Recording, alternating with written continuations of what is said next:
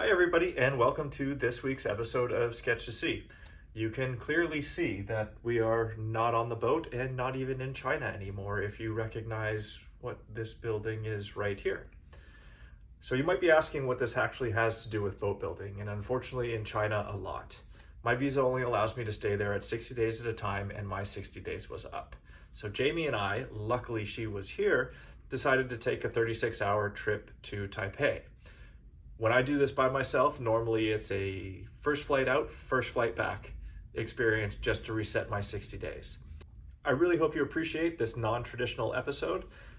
We do a couple of really cool things while here in Taipei, including going to a night market, walking around, sampling a lot of the local food, and then going up Taipei 101, the tower.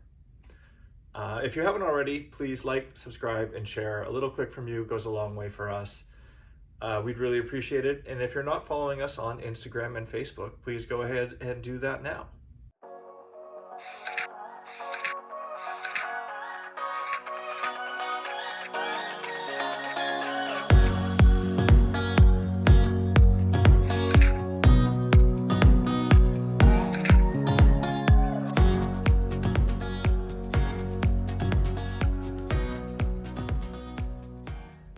After a great local breakfast and a morning getting caught up on some emails, we ended up here at the beautiful Longshan Temple. This temple was built in 1738 by settlers from Fujian, which we found really cool as that's actually where HH is based and where we've been staying. Well, we've been here for the final parts of the boat build this year. This temple has served as a place of worship and a gathering place for Chinese settlers since it was built, and it's a really unique multi-faith temple where Taoists, Buddhists, and Confucian worshippers can head to pay their respects. It had really stunning koi ponds, and the architecture was incredible. After visiting Longshan, we went for a walk and stumbled on the Huaxi night market. While it's pretty safe and tame now, it does have a reputation as the most infamous night market. We sampled some Michelin-recommended bao and some amazing pepper buns, but Huaxi once had a reputation for shocking tourists with snake blood and snake meat, and we actually came across this stall that still does.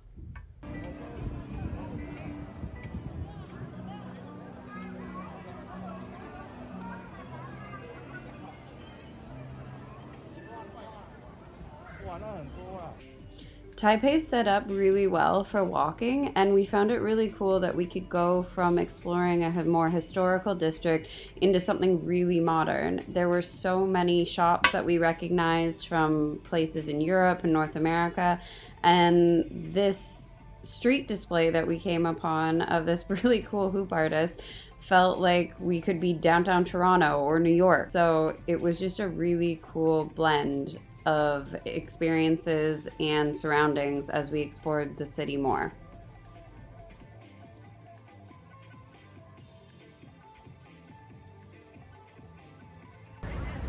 Sorry for the abrupt transition here. It's not our normal style of video, but in between watching that performance and heading here, we managed to duck into a really funny little cafe with some cats and catch some air conditioning. We then came here to the Chiang Kaishek Memorial Hall. This is a national monument erected in memory of Chiang Kaishek, the former president of Taiwan. There are a lot of different perspectives on this, so I won't get into the politics of it, but it's a really beautiful space to visit. Here we are going up one of the two sets of white stairs that lead to the main entrance. Each of them has 89 steps to represent Chiang's age at the time of his death. And we managed to catch the changing of the guard at the memorial. This was pretty fantastic. I'll let you have a listen and watch for yourself.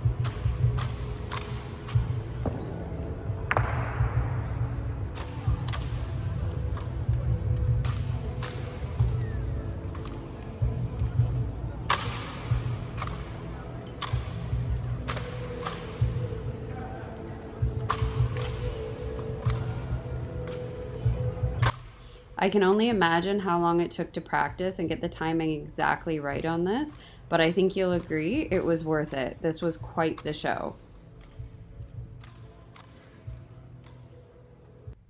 The view coming out of the memorial was pretty spectacular as well. The sun was starting to set, and so it makes the National Gallery and the National Opera Hall that you can see here look like they're glowing. We managed to catch a little bit of some local flavor as well.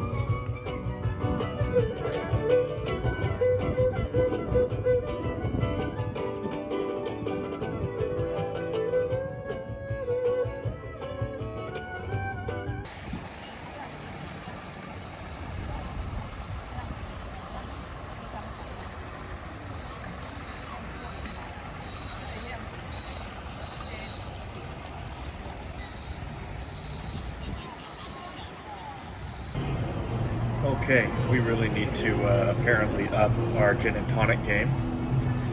Gin.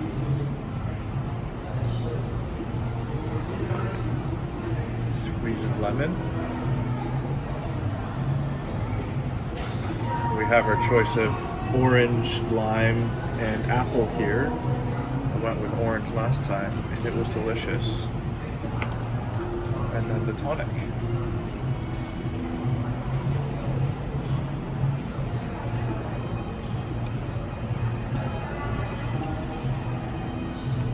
Quick stir. There we go.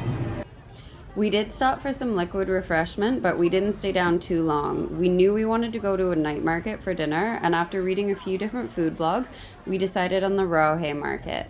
I think this was a really good market for our first time. Besides when we stumbled on Huaxi earlier, it was our first time. This one was really friendly and had a mix of shopping and food, and while there was still way too much for us to try in one night, it was a pretty manageable size compared to some of the other markets. You can see here some delicious banana pancakes, and we've got some other goodies coming too.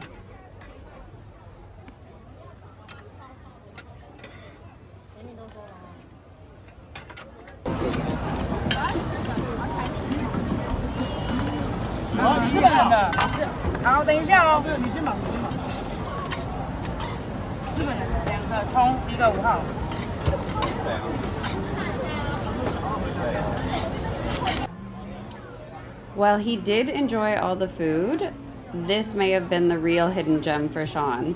There's not really a big craft beer scene in Taiwan, but this was great. Sean loves a good IPA, so we were lucky enough to come across this place, which does one really well. I think it was like a little taste of home for him, and he was pretty happy.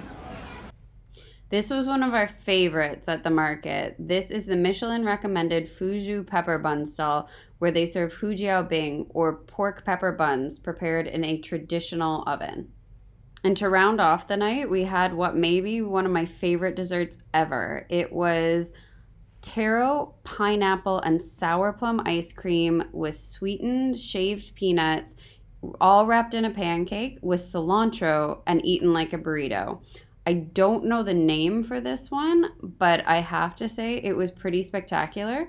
And if you are ever in Taiwan at a night market, this is the one to try. Everything tasted really bright and fresh. All the flavors came together surprisingly well, and they took very serious care in preparing it, as you can see.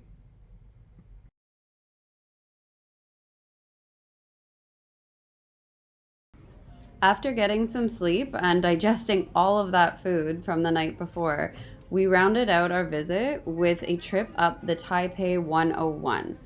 Taipei 101 was formerly known as the Taipei World Financial Center, and it was the world's tallest building when it was completed in 2004, a title now held by the Burj Khalifa. But this was the first building to exceed the height of half a kilometer, or about 0.3 miles. Here we are on the 89th floor, getting a pretty amazing 360-degree view of old and new Taipei and the surrounding landscape.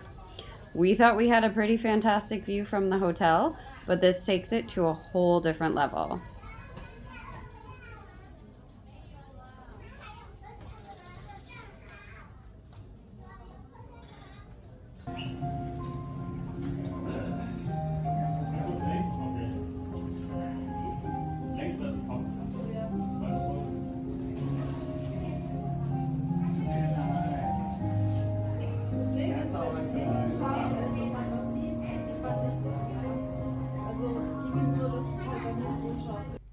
The building also houses some really cool features, including the only visible tuned mass damper in the world, which helps reduce movement and keep the building more stable during earthquakes and typhoons.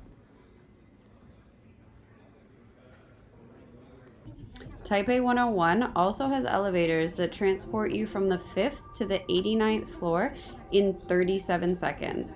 They've actually set speed records, and I can tell you, my ears popped a couple of times going up and down this quickly. And it was pretty cool that even the elevator ride was part of the experience. I really hope you guys enjoyed that non-traditional episode, and it's important for us to share what we actually intend on using the boat for.